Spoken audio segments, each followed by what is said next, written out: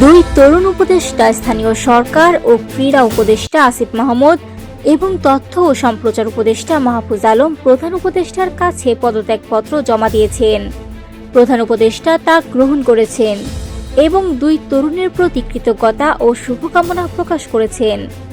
বুধবার সন্ধ্যায় প্রেস সচিব শফিকুল আলম যমুনা রাষ্ট্রীয় অতিথি ভবনের সামনে এক ব্রিফিংয়ে জানান, পদত্যাগপত্র জমা দেওয়ার সময় দুই উপদেষ্টা উপস্থিত ছিলেন।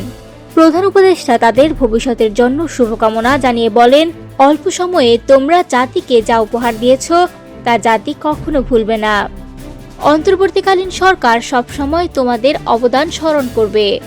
তিনি আরো বলেন, জুলাই গণ অভ্যুত্থানে নেতৃত্ব দিয়ে এই দুই ছাত্রনেতা যেভাবে জাতিকে ফ্যাসিবাদী শাসন থেকে মুক্তির পথে এগিয়ে এনেছে তা জাতি মনে রাখবে।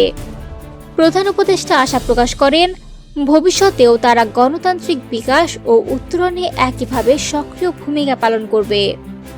প্রেস সচিব আরও জানান, পদত্যাগ নির্বাচন কমিশন তফসিল ঘোষণার সঙ্গে সঙ্গে কার্যকর হবে। প্রধান উপদেষ্টা দুই তরুণকে দেশের মঙ্গলে নিয়োজিত থাকার আহ্বান জানিয়ে বলেন, সরকার থেকে অর্জিত অভিজ্ঞতা তোমাদের ভবিষ্যৎ জীবনে অবশ্যই কাজে লাগবে। এটি শুধুমাত্র পদত্যাগ নয়, বরং একটি রূপান্তরের প্রতীক। আগামীতে বৃহত্তর পরিমণ্ডলে তোমরা আরও বড় অবদান রাখবে।